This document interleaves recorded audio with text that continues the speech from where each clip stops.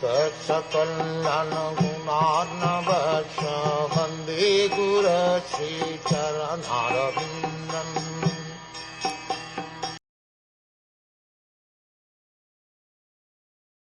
Sri Shaunaka inquired, O Sutta Goswami, after the earth was again situated in its orbit, what did Swayambhuv Manu do to show the path of liberation to persons who were to take birth later on? The appearance of the Lord as the first Boar incarnation occurred during the time of Swayambhuva Manu, whereas the present age is in the period of Vaivasvata Manu. Each Manu's period lasts 72 times the cycle of 4 ages, and one cycle of ages equals 43,20,000 solar years. Thus 43,20,000 into 72 solar years is the reign of one Manu. In each Manu's period there are many changes in many ways, and there are 14 Manus within one day of Brahma. It is understood here that Manu creates scriptural regulations for the salvation of the conditioned souls who come to the material world for material enjoyment. The Lord is so kind that any soul who wants to enjoy in this material world is given full facility for enjoyment, and at the same time he is shown the path of salvation. Shaunaka Ashi, therefore, inquired from Sutta Goswami, what did Swayambhuva Manu do after the reinstatement of the earth in its orbital situation? Shaunaka Ashi inquired about Vidura, who was a great devotee and friend of Lord Krishna, and who gave up the company of his elder brother because the latter, along with his sons, played tricks against the desires of the Lord. The incident referred to here is that Vidura left the protection of his elder brother Dhritarashtra, went travelling everywhere to sacred places, and met Maitreya at Hardwar. Shaunaka Ashi here inquires about the topics of the conversation between Maitreya Ashi and Vidura. Vidura's qualification was that he was not only a friend of the Lord, but also a great devotee. When Krishna tried to stop the war and mitigate the misunderstanding between the cousin brothers, they refused to accept his counsel. Therefore Kshata, or Vidura, was unsatisfied with them, and he left the palace. As a devotee, Vidura showed by example that anywhere that Krishna is not honoured is a place unfit for human habitation. A devotee may be tolerant regarding his own interests, but he should not be tolerant when there is misbehavior toward the Lord or the Lord's devotee.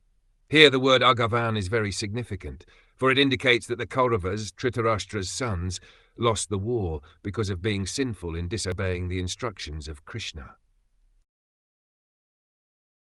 Vidur was born from the body of Ved-Vyas, and was not less than he. Thus he accepted the lotus feet of Krishna wholeheartedly and was attached to his devotees. The history of Vidur is that he was born of a Shudra mother, but his seminal father was Vyasadeva. Thus he was not less than Vyasadeva in any respect. Since he was born of a great father, who was supposed to be an incarnation of Narayan and who composed all the Vedic literatures, Vidur was also a great personality. He accepted Krishna as his worshipable Lord and followed his instructions wholeheartedly. Vidur was purified of all passion by wandering in sacred places, and at last he reached Haridwar, where he met the great sage who knew the science of spiritual life, and he inquired from him. Shaunaka Ashi therefore asked, what more did Vidur inquire from Maitreya? Here the words Virajas Tirtha Sevaya refer to Vidur, who was completely cleansed of all contamination by travelling to places of pilgrimage. In India there are hundreds of sacred places of pilgrimage, of which Prayaga, Haridwar, Vrindavan and Rameshvaram are considered principal. After leaving his home, which was full of politics and diplomacy, Vidur wanted to purify himself by travelling to all the sacred places, which are so situated that anyone who goes there automatically becomes purified. This is especially true in Vrindavan. Any person may go there, and even if he is sinful, he will at once contact an atmosphere of spiritual life and will automatically chant the names of Krishna and Radha that we have actually seen and experienced. It is recommended in the Shastras that after retiring from active life and accepting the Vanprastha, retired order, one should travel everywhere to places of pilgrimage in order to purify himself. Vidur completely discharged this duty, and at last he reached Kushavata, or Haridwar, where the sage Maitreya was sitting. Another significant point is that one must go to sacred places not only to take bath there, but to search out great sages like Maitreya and take instructions from them. If one does not do so, his travelling to places of pilgrimage is simply a waste of time. Narottam Das Thakur, a great acharya of the Vaishnav sect, has, for the present, forbidden us to go to such places of pilgrimage, because in this age, the times having so changed, a sincere person may have a different impression on seeing the behaviour of the present residents of the pilgrimage sites. He has recommended that instead of taking the trouble to travel to such places, one should concentrate his mind on Govinda, and that will help him.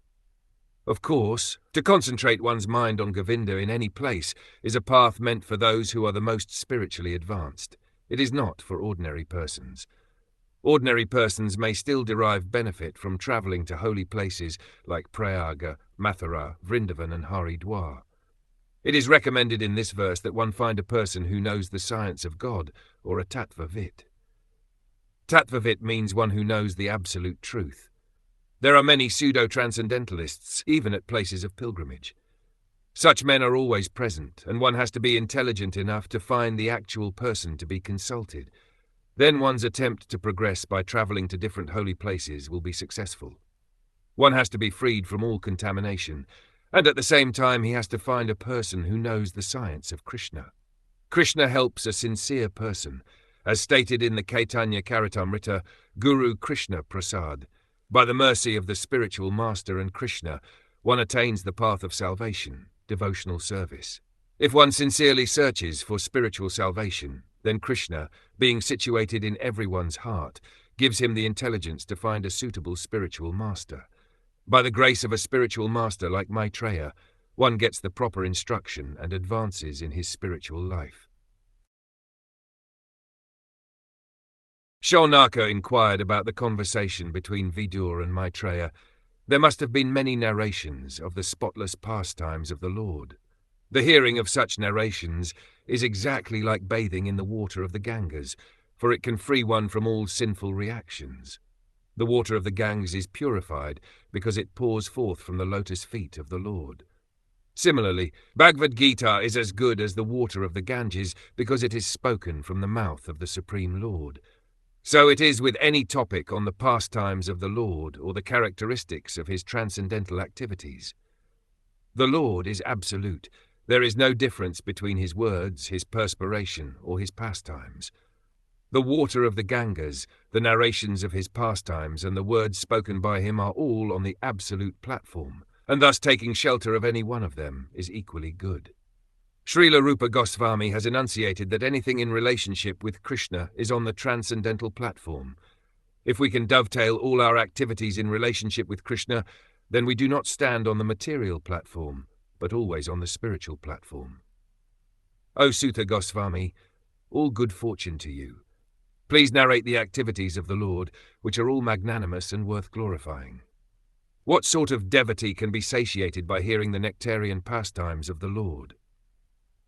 The narration of the pastimes of the Lord, which are always enacted on the transcendental platform, should be received with all respect by devotees.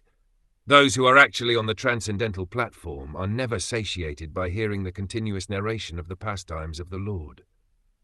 For example, if any self-realized soul reads from Bhagavad Gita, he will never feel satiated. The narrations of Bhagavad Gita and Srimad Bhagwatam may be read thousands and thousands of times, and still, without fail, new aspects of the subject matter will be relished by the devotee. On being asked to speak by the great sages of Naimisharanya, the son of Ramharshan, Suta Goswami, whose mind was absorbed in the transcendental pastimes of the Lord, said, "Please hear what I shall now speak." Suta Goswami continued, Vidur, the descendant of Bharat, was delighted to hear the story of the Lord, who, having assumed by his own divine potency the form of a boar, had enacted the sport of lifting the earth from the bottom of the ocean and indifferently killing the demon Hiranyaksha. Vidur then spoke to the sage as follows. It is stated here that the Lord assumed the form of a boar by his own potency. His form is not actually the form of a conditioned soul. A conditioned soul is forced to accept a particular type of body by the higher authority of material laws, but here it is clearly said that the Lord was not forced to accept the form of a boar by the external power. In Bhagavad Gita, the same fact is confirmed. When the Lord descends to this earth, he assumes a form by his own internal potency. The form of the Lord, therefore, can never consist of material energy. The Mayavada version that when Brahma assumes a form, the form is accepted from Maya, is not acceptable, because although Maya is superior to the conditioned soul, she is not superior to the Supreme Personality of Godhead. She is under the control of the Supreme Godhead, as confirmed in Bhagavad Gita. Maya is under his superintendence. Maya cannot overcome the Lord. The Mayavad idea that the living entity is the supreme absolute truth, but has become covered by Maya is invalid, because Maya cannot be so great that it can cover the Supreme. The covering capacity can be employed on the part and parcel of Brahm, not on the Supreme Brahm. Vidura said, "Since you know of matters inconceivable to us, tell me, O holy sage, what did Brahma do to create living beings after evolving the Prajapatis, the progenitors of living beings?" Significant here is the word avyakta margavit, one who knows that which is beyond our perception. To know matters beyond one's perception, one has to learn from a superior authority in the line of disciplic succession. Just to know who is our father is beyond our perception. For that, the mother is the authority. Similarly, we have to understand everything beyond our perception from the authority who actually knows. The first avyakta margavit, or authority, is Brahma, and the next authority in disciplic succession is Narad. Maitreya Rishi belongs to that disciplic succession, so he also is avyakta margavit. Anyone in the bona fide line of disciplic succession is avyakta margavit, a personality who knows that which is beyond ordinary perception. Vidura inquired, how did the Prajapatis, such progenitors of living entities as Marichi and Swayambhuv Manu, create according to the instruction of Brahma? And how did they evolve this manifested universe? Did they evolve the creation in conjunction with their respective wives? Did they remain independent in their action, or did they all jointly produce it? Maitreya said, when the equilibrium of the combination of the three modes of nature was agitated by the unseen activity of the living entity, by Mahavishnu, and by the force of time, the total material elements were produced. The cause of the material creation is described here very lucidly. The first cause is Daiva, or the destiny of the conditioned soul. The material creation exists for the conditioned soul who wanted to become a false lord for sense enjoyment. One cannot trace out the history of when the conditioned soul first desired to lord it over material nature. But in Vedic literature we always find that the material creation is meant for the sense enjoyment of the conditioned soul. There is a nice verse which says that the sum and substance of the conditioned soul's sense enjoyment is that as soon as he forgets his primary duty to render service to the Lord, he creates an atmosphere of sense enjoyment, which is called Maya, that is the cause of material creation. Another word used here is durvitarkina. No one can argue about when and how the conditioned soul became desirous of sense enjoyment, but the cause is there. Material nature is an atmosphere meant only for the sense enjoyment of the conditioned soul, and it is created by the personality of Godhead. It is mentioned here that in the beginning of the creation the material nature, or Prakriti, is agitated by the personality of Godhead, Vishnu. There are three Vishnus mentioned. One is Mahavishnu, another is Garbhodakashayi Vishnu, and the third is Kshirodakashayi Vishnu. The first canto of Srimad Bhagwatam discusses all these three Vishnus, and here also it is confirmed that Vishnu is the cause of creation. From Bhagavad Gita also we learn that Prakriti begins to work, and is still working under Krishna's, or Vishnu's, glance of superintendence, but the Supreme Personality of Godhead is unchangeable. One should not mistakenly think that because the creation emanates from the Supreme Personality of Godhead, he has therefore transformed into this material cosmic manifestation. He exists in his personal form always, but the cosmic manifestation takes place by his inconceivable potency. The workings of that energy are difficult to comprehend, but it is understood from Vedic literature that the conditioned soul creates his own destiny and is offered a particular body by the laws of nature under the superintendence of the Supreme Personality of Godhead, who always accompanies him as Paramatma. As impelled by the destiny of the jiva, the false ego, of three kinds, evolved from the Mahat Tattva, in which the element of rajas predominates. From the ego, in turn, evolved many groups of 5 principles. The primordial matter, or prakriti, material nature, consisting of 3 modes, generates 4 groups of 5. The first group is called elementary and consists of earth, water, fire, air, and ether. The second group of 5 is called tanmatra, referring to the subtle elements, sense objects, sound, touch, form, taste, and smell. The third group is the 5 sense organs for acquiring knowledge, eyes, ears, nose, tongue, and skin. The fourth group is the 5 working senses, speech, hands, feet, anus, and genitals. Some say that there are 5 groups of 5. One group is the sense objects, one is the 5 elements, one is the 5 sense organs for acquiring knowledge, another is the senses for working, and the 5th group is the 5 deities who control these divisions. Separately unable to produce the material universe, they combined with the help of the energy of the Supreme Lord and were able to produce a shining egg.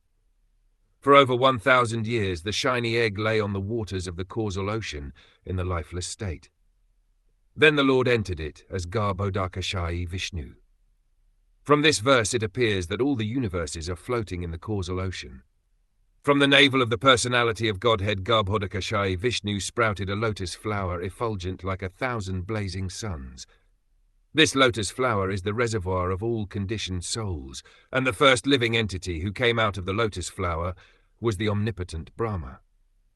It appears from this verse that the conditioned souls who rested within the body of the personality of Godhead after the dissolution of the last creation came out in the sum total form of the lotus. This is called Hiranyagarbha. The first living entity to come out was Lord Brahma, who is independently able to create the rest of the manifested universe. The lotus is described here as effulgent as the glare of 1,000 suns. This indicates that the living entities, as parts and parcels of the Supreme Lord, are also of the same quality, since the Lord also diffuses his bodily glare, known as Brahmjyoti. The description of Vaikuntha as stated in Bhagavad Gita and other Vedic literatures is confirmed herewith. In Vaikuntha, the spiritual sky, there is no need of sunshine, moonshine, electricity, or fire. Every planet there is self-effulgent like the sun. When that Supreme Personality of Godhead who is lying on the Garbhodaka ocean entered the heart of Brahma, Brahma brought his intelligence to bear. And with the intelligence invoked, he began to create the universe as it was before. At a certain time, the personality of Godhead, Karanodakashayi Vishnu, lies in the Karana ocean and produces many thousands of universes from his breathing. Then he enters again into each and every universe as Garbhodakashayi Vishnu and fills up half of each universe with his own perspiration. The other half of the universe remains vacant, and that vacant region is called outer space. Then the lotus flower sprouts from his abdomen and produces the first living creature, Brahma. Then again, as Kshirodakashayi Vishnu, the Lord enters into the heart of every living entity, including Brahma. This is confirmed in Bhagavad Gita, 15th chapter. The Lord says, "I am seated in everyone's heart, and by me are remembrance and forgetfulness made possible. As the witness of the activities of the individual entities, the Lord gives each one remembrance and intelligence to act according to his desire at the time he was annihilated in his last birth in the last millennium. This intelligence is invoked according to one's own capacity or by the law of karma." Brahma was the first living entity, and he was empowered by the Supreme Lord to act in charge of the mode of passion. Therefore, he was given the required intelligence, which is so powerful and extensive that he is almost independent of the control of the Supreme Personality of Godhead. Just as a highly posted manager is almost as independent as the owner of a firm, Brahma is described here as independent because, as the Lord's representative to control the universe, he is almost as powerful and independent as the Supreme Personality of Godhead. The Lord, as the Supersoul within Brahma, gave him the intelligence to create. The creative power, therefore, of every living entity is not his own. It is by the grace of the Lord that one can create. There are many scientists and great workers in this material world who have wonderful creative force, but they act and create only according to the direction of the Supreme Lord. A scientist may create many wonderful inventions by the direction of the Lord, But it is not possible for him to overcome the stringent laws of material nature by his intelligence, nor is it possible to acquire such intelligence from the Lord, for the Lord's supremacy would then be hampered. It is stated in this verse that Brahma created the universe as it was before. This means that he created everything by the same name and form as in the previous cosmic manifestation. First of all, Brahma created from his shadow the coverings of ignorance of the conditioned souls. They are 5 in number and are called Tamisra, Antha-Tamisra, Tamas, Moha, and Mahamoha. The conditioned souls, or living entities who come to the material world to enjoy sense gratification, are covered in the beginning by 5 different conditions. The first condition is a covering of Tamisra, or anger. Constitutionally, each and every living entity has minute independence. It is misuse of that minute independence for the conditioned soul to think that he can also enjoy like the Supreme Lord, or to think, why shall I not be a free enjoyer like the Supreme Lord? This forgetfulness of his constitutional position is due to anger or envy. The living entity, being eternally a part and parcel servitor of the Supreme Lord, can never, by constitution, be an equal enjoyer with the Lord. When he forgets this, however, and tries to be one with him, his condition is called Tamisra. Even in the field of spiritual realization, this Tamisra mentality of the living entity is hard to overcome. In trying to get out of the entanglement of material life, there are many who want to be one with the Supreme. Even in their transcendental activities, this lower-grade mentality of Tamisra continues. And the Tamisra involves considering death to be the ultimate end. The atheists generally think that the body is the self, and that everything is therefore ended with the end of the body. Thus they want to enjoy material life as far as possible during the existence of the body. Their theory is, as long as you live, you should live prosperously. Never mind whether you commit all kinds of so-called sins, you must eat sumptuously, beg, borrow, and steal, and if you think that by stealing and borrowing you are being entangled in sinful activities for which you will have to pay, then just forget that misconception, because after death everything is finished. No one is responsible for anything he does during his life. This atheistic conception of life is killing human civilization, for it is without knowledge of the continuation of eternal life. This Antha-Tamisra ignorance is due to tamas. The condition of not knowing anything about the spirit soul is called tamas. This material world is also generally called tamas because 99% of its living entities are ignorant of their identity as soul. Almost everyone is thinking that he is this body. He has no information of the spirit soul. Guided by this misconception, one always thinks, this is my body, and anything in relationship with this body is mine. For such misguided living entities, sex life is the background of material existence. Actually, the conditioned souls, in ignorance in this material world, are simply guided by sex life, and as soon as they get the opportunity for sex life, they become attached to so-called home, motherland, children, wealth, and opulence. As these attachments increase, moha, or the illusion of the bodily concept of life, also increases. Thus, the idea that I am this body and everything belonging to this body is mine also increases, and as the whole world is put into moha, sectarian societies, families and nationalities are created, and they fight with one another. Mahamoha means to be mad after material enjoyment. Especially in this age of Kali, everyone is overwhelmed by the madness to accumulate paraphernalia for material enjoyment. These definitions are very nicely given in Vishnu Puran, wherein it is said, out of disgust, Brahma threw off the body of ignorance, and taking this opportunity, Yakshas and Rakshas sprang for possession of the body, which continued to exist in the form of night. Night is the source of hunger and thirst. Overpowered by hunger and thirst, they ran to devour Brahma from all sides and cried, "Spare him not! Eat him up!" The representatives of the Yakshas and Rakshas still exist in some countries of the world. It is understood that such uncivilized men take pleasure in killing their own grandfathers and holding a love feast by roasting the bodies. Brahma, the head of the demigods, full of anxiety, asked them, "Do not eat me, but protect me. You are born from me and have become my sons.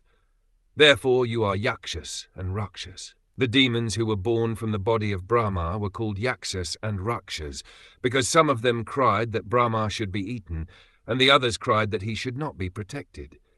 The ones who said that he should be eaten were called Yakshas, and the ones who said that he should not be protected became Rakshas, man-eaters.